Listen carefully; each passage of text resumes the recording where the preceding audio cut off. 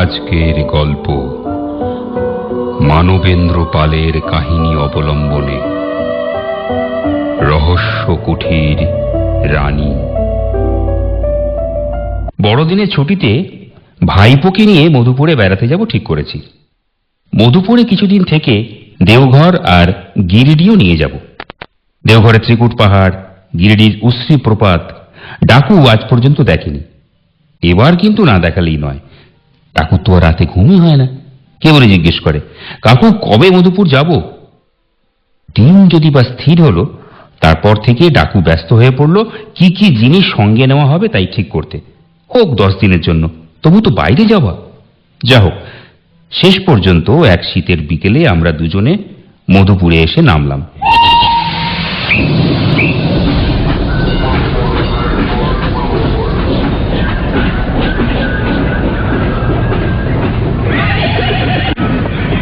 ভেবেই রেখেছিলাম কোনো হোটেলে একটা রুম নেব। সেই মতো টাঙাওয়ালা বেশ নাম করা একটা হোটেলে নিয়ে এসে আমাদের ছেড়ে দিল। কিন্তু হায় মন্দ ভাগ্য, হোটেলে জায়গাই নেই। ম্যানেজার আরো সাংঘাতিক কথা শোনালেন, শুধু হোটেল কেন, একটা খালি বাড়িও নাকি পাবো না। চেঞ্জারদের ভিড় এখন নাকি খুব। আমি যখন নাছোড়বান্দা তখন উনি চোখ ছোট ছোট করে তাকিয়ে বললেন, একটা বাড়ি সন্ধান দিতে পারি, কিন্তু টিকতে পারবেন কি? কেন, ভূতের বাড়ি নাকি? ম্যানেজার মাথা দুলিয়ে বললেন, লোকে তো তাই বলে, এক রাত্রিরে বেশি কেউ থাকতে পারে না। ডাকু এই সময়ে আমার হাতে চাপ দিয়ে ফিসফিস করে বললে, ওই বাড়িতেই চলো কাকু, ভূত দেখা যাবে। আমি তখন ভালো মানুষের মতো ম্যানেজারকে বললাম, কি আর করা যাবে, ঠিকানাটা দিন, ভূতের বাড়িতেই কদিন কাটাই। ম্যানেজার তখন কোথা দিয়ে কোথায় যেতে হবে বুঝিয়ে দিলেন। শহরের বাইরে নদীর ধারে একটা কবরখানা, তারই পাশে বিরাট একটা গম্বুজওয়ালা পুরনো দোতলা বাড়ি। সেই বাড়িতে একজন মহিলা থাকেন, তিনিই বাড়ির মালিক। তিনি যদি রাজি হন তাহলে হয়তো একটা ঘর পেতে পারি। আমি হতাশার সুরে বললাম, যা শুনছি তাতে মনে হয় ভাড়া দেবেন না। ম্যানেজার বললেন, দেখুন সে আপনার কপাল, তবে উনি অনেককেই দিয়েছেন, আর কেউই এক রাত্রিরে বেশি টিকতে পারেনি। হ্যাঁ, পুরো ভাড়াটা অবশ্য তিনি আগাম নিয়ে থাকেন। শীতের বেলা তখন শেষ হয়ে এসেছে। টাঙাটা আমাদের এক জায়গায় নামিয়ে দিল, বলল ওদিকে নাকি আর গাড়ি চলবে না, রাস্তা খারাপ। অগত্যা দুজনে হাঁটতে হাঁটতে নদীর ধারে গিয়ে পৌঁছলাম। নদীর পশ্চিম দিকে এক রাশ বুনো ফুলের আড়ালে একটা পুরনো কবরখানাও আবিষ্কার করলাম। না, এবার বাড়িটা খুঁজতে হবে। ভাগ্য ভালো, বাড়িটাও খুঁজে পেতে অসুবিধে হলো না। অনেকগুলো সার সার ইউক্যালিপটাস গাছের আড়ালে বাড়িটা যেন লুকিয়েছিল। আমরা যখন ফটক ঠেলে বাড়ির মধ্যে ঢুকলাম তখন রীতিমতো অন্ধকার। শহরে ইলেকট্রিসিটি থাকলেও এ পল্লীতে আলো আসেনি। এখানে যে অল্প কয়েক ঘর বসতি আছে তাদের প্রায় সবাই ক্রিশ্চান, কিন্তু দেখেই বোঝা যায় ওদের জীবনে জাঁকজমক বলে কিচ্ছু নেই। সারাদিন খাটাখাটনি করে, তারপর সন্ধে হলেই যে যার বাড়ি ঢুকে খিল বন্ধ করে দেয়। কারো সঙ্গে কারো যেন যোগাযোগ নেই। ইলেকট্রিক আলোর জন্য মাথা কোটাকুটিও করে না। যাই হোক, আমরা সেই বাড়ির বাইরের ঘরে ঢুকলাম। একটা অন্ধকার ঘর। আমি ডাকলাম, কেউ আছেন? সাড়া নেই। আবার ডাকলাম, কেউ কি আছেন? এবারও সাড়া নেই। ব্যাগ থেকে টর্চ বার করে জ্বালালাম। সামনে আরেকটা দরজা, সেই দরজা দিয়ে ভেতরে ঢুকলাম। এবারে একটা লম্বা দালান, ওপাশে মনে হলো উপরে ওঠা সিঁড়ি। আমরা সেই দালানে ঢুকতেই একটা মস্ত জালে ঢাকা খাঁচার মধ্যে থেকে একসঙ্গে অনেকগুলো মুরগি যেন ভয়ে কোকর কোঁ কোকর কোঁ করে ডেকে উঠল। ডাকু ফিসফিস করে বললে, এত মুরগি? বাড়ি বলে কি মুরগির ব্যবসা করে না খায়? আমার তখন অন্য চিন্তা, সারাদিন ট্রেন জার্নি করে আসা, এখনো যদি একটু থাকার ব্যবস্থা না হয় তাহলে যাব কোথায়? তাই এবার একটু জোরে হাঁকলাম, কেউ আছেন? হঠাৎ খুব কাছ থেকে একটা অদ্ভুত কণ্ঠস্বর শোনা গেল, বাইরের ঘরে বসুন। গলার স্বরটা না পুরুষের না মহিলার, কেমন একটা বিশ্রী খ্যানখ্যানে গলা। কিন্তু এপাশ ওপাশ তাকিয়েও কাউকেই দেখতে পেলাম না। যাই হোক, আমরা আবার বাইরের ঘরে এসে দাঁড়ালাম। দাঁড়িয়েই রইলাম, কেননা বসবার কোনো ব্যবস্থাই ছিল না। টর্চ ছেলে দেখলাম যার থেকে শুধু ভাঙা দেরাজ, ভাঙা আলমারি আর কতকগুলো ভাঙা চেয়ার ও মুখ থুবড়ে পড়ে আছে। সমস্ত মেঝে পুরো ধুলোর আস্তরণ। এই ঘরে যে কেউ কোনোদিন আসে না সেটা বেশ বুঝতে পারলাম। এমন সময় ভেতরে দরজা দিয়ে এক চিলতে ঘোলাটে আলো এসে পড়ল। একজন মহিলা হাতে সেকালের পেট মোটা একটা সেচ বাতি নিয়ে ঘরে ঢুকলেন। তার আপাদ মস্তক কালো গাউনে ঢাকা, গলা থেকে একটা লম্বা ক্রস গাউনের ওপরে ঝুলছে। মুখটা অস্বাভাবিক সাদা, গালের দুটো হনু খুব উঁচু, আর সেই জন্যেই গালের নিচের অংশ একটু বসা। তিনি বেশ লম্বা, কিন্তু কত বয়স তা ঠিক বোঝা যাচ্ছিল না। আমি তাড়াতাড়ি নমস্কার করে বললাম, আপনাকে বোধহয় খুব বিরক্ত করলাম। ভদ্রমহিলা ওর সেই অস্বাভাবিক স্বরে গম্ভীরভাবে বললেন, কি বলতে চান বলুন। দিন দশেকের জন্য একটা ঘর লাগবে আমাদের, এই শুধু দুজন, আমি আর আমার এই ভাইপো। এতক্ষণে ডাকুর দিকে ওর লক্ষ্য পড়ল। তিনি সেই পেট মোটা সেজটা একটু বাড়িয়ে দিয়ে ডাকুকে ভালো করে দেখলেন, আর সেই মুহূর্তে আমিও ওকে ভালো করে দেখলাম। বিশেষত ওর চোখ দুটো, সে চোখ যে কি তীক্ষ্ণ, কি জ্বলন্ত, তা না দেখলে বোঝা যায় না। তিনি সেই চোখের দৃষ্টি দিয়ে ডাকুকে যেন গিলে খেতে চাইছেন। আমি তাড়াতাড়ি ডাকুকে আড়াল করে দাঁড়ালাম। তা শেষ পর্যন্ত আমার বাড়িতে কেন?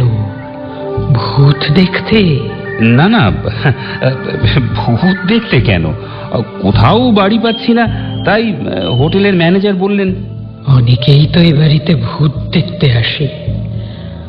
আপনারাও যদি ভূত দেখার আশা করে আসেন তাহলে ঠকবেন, কেননা ভূত এখানে টিকতে পারে না। এই কথা বলে ভদ্রমহিলা ভাড়ার টাকা গুনিয়ে নিয়ে ফিরে যাবার সময় আরেকবার তার সেই তীক্ষ্ণ চোখের দৃষ্টি ডাকুর উপর বুলিয়ে নিলেন। যাই হোক, দোতলার এক পাশে একটা ঘর পাওয়া গেল। অনেকগুলো জানলা, কোনো জানলাতেই গড়ার নেই। একটা জানলায় দাঁড়ালে কবরখানাটা বেশ পরিষ্কার দেখা যায়। তবে এখানে একটাই অসুবিধে, খাবার কোনো ব্যবস্থা এখানে নেই। হয় নিজে রাঁধো, নয় হোটেলে খাও। নিজে আর কে রাঁধে? সন্ধ্যের পর হোটেল থেকে খেয়ে বাড়ি ফিরেই খিল লাগিয়ে শুয়ে পড়লাম। একে প্রচন্ড শীত, তার উপর শরীরে ক্লান্তি, তাই ঘুমিয়ে পড়তে দেরি হলো না। একসময় ঘুম ভেঙে গেল। দরজায় কে যেন খুটখুট করে কড়া নাড়ছে। ধর্মণ করে উঠে বসলাম। ঘর অন্ধকার, কান খাড়া করে রইলাম। ভুল শুনেছি কি? না, ভুল নয়। ওই কে আবার আস্তে আস্তে কড়া নাড়ছে। এবার দেখি ডাকুও চোখ রগড়াতে রগড়াতে উঠে বসেছে, টর্চ জ্বেলেছে। আমি উঠে সাবধানে দরজা খুলে দিতেই কনকনে বাতাসে পর্দা দুলে উঠল। অমনি সেই বিশ্রী খ্যানখ্যানে স্বর, গুড মর্নিং। Good morning. দেখি কখন ভোর হয়ে গেছে, আর মিস দফাদার নিজেই ছোট্ট ট্রেতে 2 কাপ চা আর কিছু নোনতা বিস্কিট নিয়ে দাঁড়িয়ে রয়েছে। আমরা অবাক। মিস দফাদার যেভাবে চাটা দিয়ে ভোরবেলা আপ্যায়ন করবেন তা ভাবতেও পারিনি। চাটা আপনাদের জন্য, প্লিজ খেয়ে নিন। আমি অবশ্য সব ভাড়াটেদের এমন আপ্যায়ন করি না। থ্যাংক ইউ, আপনার এই সৌজন্য আমরা ভুলব না। ধন্যবাদ জানিয়ে মিস দফাদার চলে যাচ্ছিলেন। আবার ফিরে দাঁড়ালেন, তাকালেন ডাকুর দিকে। সঙ্গে সঙ্গে দৃষ্টির পরিবর্তন ঘটল। ওহ, কি হিংস্র সে দৃষ্টি! গত রাত্রে নিশ্চয়ই কোনো কারণে আপনাদের ঘুমের ব্যাঘাত হয়নি? না না, এতটুকুও নয়। ভূতের ভয়? আমি ভূত বিশ্বাস করি না। মিস দফাদার আর দাঁড়ালেন না। হঠাৎ হনহন করে টানা বারান্দা ধরে নিজের ঘরের দিকে চলে গেলেন। 3-4টে দিন কি করে যেন কেটে গেল। মধুপুরটা মোটামুটি দেখা হয়ে গেছে, এবার দেওঘর যাবার কথা ভাবছি। কিন্তু একটা জিনিস লক্ষ্য করছি, ডাকু যেন কিরকম অন্যমনস্ক আর খিটখিটে হয়ে উঠছে। দুপুরবেলাটা কিছুতেই আমার সঙ্গে বেরোতে চায় না, বলে ভালো লাগছে না, তুমি যাও, আমি একটু শুয়ে থাকি। একা একা বেড়াতে ভালো লাগে না, তবু বেড়াতে হয়। মনে মনে ভাবি, ডাকুটার হঠাৎ হলো কি? সেদিন খাবার টেবিলে বসে ও হঠাৎ বলল, মিস দফাদার দিনের বেলায় বাড়ি থাকেন না। তুই কি করে জানলি? ডাকু হঠাৎ রেগে গিয়ে বললে, সে আমি বলবো না। ওর এই আচরণে আমি একটু অবাক হলাম। সামলে নিয়ে বললাম, কোথায় যান তা জানিস? তা জানি না। আমি জিজ্ঞেস করলাম, আচ্ছা তুই কি দুপুরবেলা ওদিকে যাস? ওদিকে মানে মিস দফাদারের ঘরের দিকে? ডাকু গম্ভীরভাবে বলল, হ্যাঁ যাই। এই পর্যন্ত বলে ও একটু থামল, তারপর কেমন ভাঙা ভাঙা গলায় বলল, রোজ দুপুরে আমায় কে যেন ওইদিকে যাবার জন্য ডাকে, আমি যেন না গিয়ে পারি না। সেদিন দেখি ওদিকে জানলার নিচে এক গাদা মুরগির পালক পড়ে আছে, কেউ যেন গোটা মুরগিগুলো ছিঁড়ে ছিঁড়ে খেয়েছে। এই কথাগুলো বলতে বলতে ওর চোখ মুখ যেন কেমন হয়ে গেল। তারপরই ও বিছানায় শুয়ে পড়ল। আমি কিন্তু এবার ভীষণ ভয় পেয়ে গেলাম। কেউ কি ওইদিকে যাবার জন্য ডাকছে? কেনই বা ডাকছে? আর সেই ডাকার সঙ্গে মুরগির কি সম্পর্ক? ডাকু কি সজ্ঞানে ভুল বকছে? ওর কি শরীর টরীর খারাপ হলো? না, ভুতুড়ে বাড়িতে কদিন থেকেও ভূত দেখার কোনো সৌভাগ্য হলো না। শুধু মিস দফাদারের আচরণগুলোই আমাকে একটু অবাক করছিল। অথচ তাকে সেদিন সেই সকালবেলায় চা দিতে আসার সময় যা দেখেছি, তারপর আর চোখেও দেখিনি। না দেখলেও এইটা মনে হয়েছে যে তিনি ঠিক সাধারণ মহিলার মতো জীবনযাপন করেন না। এমনকি ডাকু একদিন গম্ভীরভাবে নতুন একটা খবর শোনালো, জানো কাকু, মিস দফাদার বোধহয় কিচ্ছু খান না। তার কোনো রান্নাঘর নেই, উনুন নেই, স্টোভ নেই, কড়াই খুনতে কিচ্ছু নেই। আমি ফের অবাক হয়ে জিজ্ঞেস করলাম, তুই জানলি কি করে? ও হঠাৎই ঘর থেকে বেরিয়ে যাবার সময় বলল, আরো কত কি জানতে পারবো। ওর এই ধরনের কথায় আমার কেমন গা ছমছম করে। এইসব কথা বলার সময় ও কিরকম অস্বাভাবিক হয়ে যায়। এমন গম্ভীর চালে কথা বলে যেন মনে হয় কত বয়স্ক লোক কথা বলছে। এবার এখান থেকে পাত্তারি গোটাবো ভাবছি, আর ঠিক সেই রাত্রিরেই একটা ঘটনা ঘটল। রাত তখন কত জানি না, শীতের রাত, পাহাড়ে শীত, সমস্ত জানলা বন্ধ, মাথা পর্যন্ত লেপ মুড়ি দিয়ে ঘুমোচ্ছিলাম। মাথার কাছে সবসময় থাকি দুটো টর্চ আর দুটো বড় ছুরি। কি জানি কখন কি দরকার হয়। হঠাৎ কেন যেন ঘুম ভেঙে গেল। উঠেই দেখি ডাকু নেই, দরজা খোলা। আমি চমকে উঠলাম, আরে ডাকু কোথায় গেল? ও তো রাত্রিরে বড় একটা উঠে না। যদি বা উঠে তাহলে আমায় ডাকে। তাহলে এক লাফে বিছানা থেকে নেমে বাইরে বেরিয়ে এলাম। সেই টানা বারান্দার ওপাশে মিস দফাদারের ঘরের দিকে চোখ পড়তেই দেখলাম ওই ঘর থেকে আগুনের মতো কি যেন দাউ দাউ করে একবার জ্বলছে আর একবার নিভছে। সঙ্গে সঙ্গে আগুনের রঙও বদলাচ্ছে, কখনো লাল, কখনো নীল, কখনো সবুজ। আমার মনে হলো এই গভীর রাতে এই বাড়িতে দাঁড়িয়ে দাঁড়িয়ে ম্যাজিক দেখছি। আর ঠিক সেই মুহূর্তে সেই জাদুকরি আলোয় দেখলাম ডাকু বারান্দার দেয়াল ধরে ধরে ঠিক ওই দিকে এগোচ্ছে। ডাকুকে চেঁচিয়ে ডাকতে সাহস হলো না। ছুটতে গিয়ে ওর হাতটা চেপে ধরলাম। আমাকে দেখে ডাকু সে কি রাগ, জোর করে হাত ছাড়িয়ে সে ওই আগুনের দিকে যাবেই। তখন আমিও আমার সমস্ত শক্তি দিয়ে ওকে পাঁজা কোলা করে তুলে ঘরে নিয়ে এসে দরজা বন্ধ করে দিলাম। ওকে বিছানায় শুইয়ে দেওয়া মাত্রই কেমন যেন নেতিয়ে পড়ল। আমি ওর মুখের ওপর ঝুঁকে পড়ে লক্ষ্য করতে লাগলাম। ঘড়ির দিকে তাকিয়ে দেখি রাত তখন 2:30। হঠাৎ ডাকু ঘুমিয়ে ঘুমিয়ে কথা বলতে লাগলো, আমায় ছেড়ে দাও, আমায় ছেড়ে দাও, ওগো আমায় ছেড়ে দাও, বুঝি আমায় ডাকছে, আমায় ডাকছে। ও আমায় আজ কবরখানায় নিয়ে যাবে বলেছিল। হয়েছে হয়েছে, ও ও দাঁড়িয়ে আছে, হ্যাঁ ও ও দাঁড়িয়ে আছে, তুমি আমায় যেতে দিচ্ছ না বলে ও রেগে যাচ্ছে। হ্যাঁ, ও বলছে হ্যাঁ আমাকে আমাকে ওর দরকার, ও আমাকে এখানে রেখে দেবে বছরের পর বছর। হ্যাঁ, আমাকে ওর দরকার, ও দাঁড়িয়ে আছে, আমায় ডাকছে, আমায় ডাকছে। একটু থেমেই ডাকু হঠাৎ লাফিয়ে উঠল। হ্যাঁ, ও বড্ড রেগে যাচ্ছে, আমায় ছেড়ে দাও, আমায় ছেড়ে দাও, আমায় ছেড়ে দাও। ওই যে ও কবরখানার দিকে যাচ্ছে, আমায় ছেড়ে দাও, আমায় ছেড়ে দাও। বলতে বলতে ডাকু বিছানা ছেড়ে উঠে এক টানে জানলা করে ছুটে পড়ল, যেন এক্ষুনি ঝাঁপ দেবে। আমিও শীতের কনকনে বাতাসকে উপেক্ষা করে জানলার কাছে গিয়ে ওকে আগলে দাঁড়ালাম। আর সঙ্গে সঙ্গে আমার সর্বাঙ্গ ভয়ে কাঁটা দিয়ে উঠল। স্পষ্ট দেখলাম কালো গাউন ঢাকা একটা চলমান মূর্তি কবরখানার মধ্যে অদৃশ্য হয়ে গেল।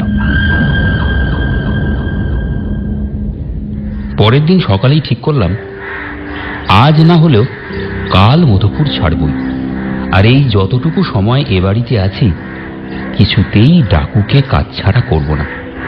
কেননা যে কোনো কারণেই হোক আমার মনে হয়েছে ডাকুর জীবন বিপন্ন, আর ওই মিস দফাদার মানুষটি কিছুতেই স্বাভাবিক মানুষ নয়, ওর অন্য কিছু একটা মতলব আছে।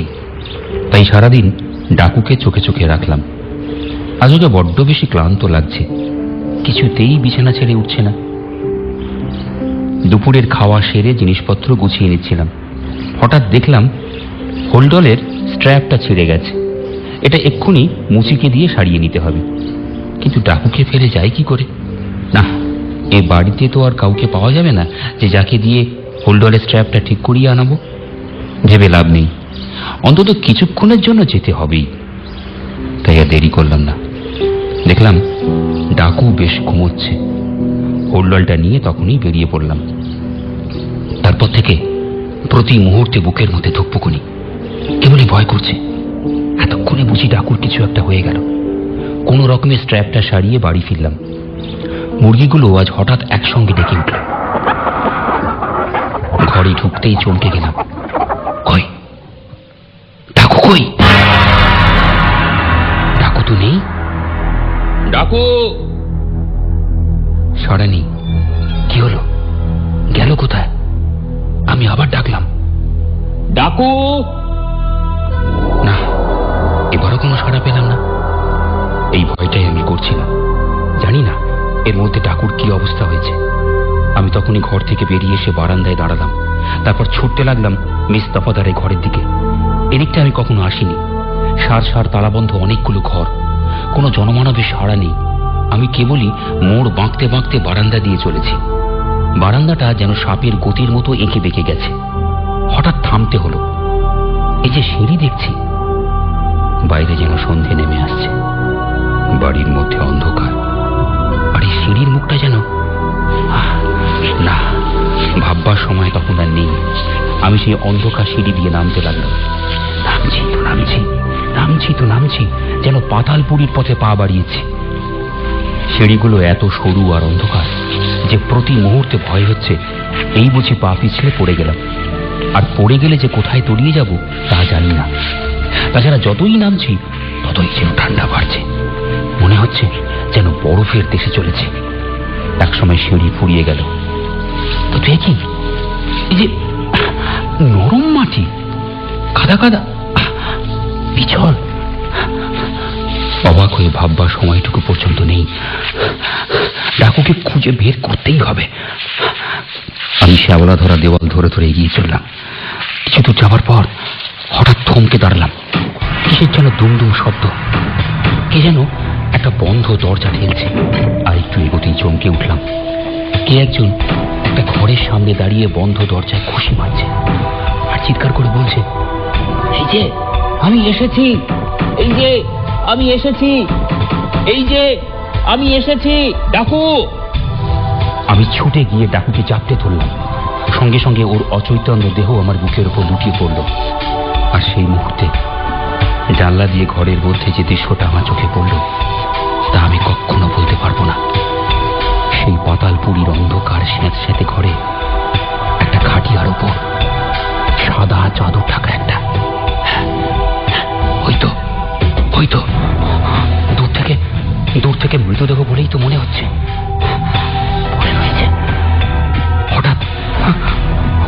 হঠাৎ সেই মৃতদেহটা নড়ে উঠল, চাদর খসে পড়ল। তারপর দুহাত মাথার দিকে বাড়িয়ে আঙুলগুলো ছড়িয়ে দিয়ে সেই দেহটা কবরের ভেতর থেকে যেমন প্রেতাত্মার উত্থান হয় ঠিক তেমনি ভাবে সোজা উঠে বসল। মিস দফাদার! আমার অজান্তে গলা থেকে একটা ভয়ার্ত চিৎকার বেরিয়ে এলো। তারপর কি করে যে ডাকুকে কাঁধের উপর ফেলে সেই অন্ধকার সিঁড়ি ভেঙে উঠে এসেছি তা বলতে পারবো না। তারপর ওই অবস্থায় ডাকুকে কাঁধের উপর নিয়ে ছুটতে ছুটতে বাড়ির বাইরে বেরিয়ে সোজা রাস্তা ধরে ছুটে চলেছি। হঠাৎ পিছন ফিরে তাকিয়ে মিস দফাদারের ঘরের দিকে চেয়ে দেখি জানলার সামনে কালো গাউন পরা একটা মূর্তি কি যেন লক্ষ্য করছে। আর এক মুহূর্ত সময় নষ্ট না করে ডাকুকে কাঁধে ফেলে আমি প্রাণপণে স্টেশনের দিকে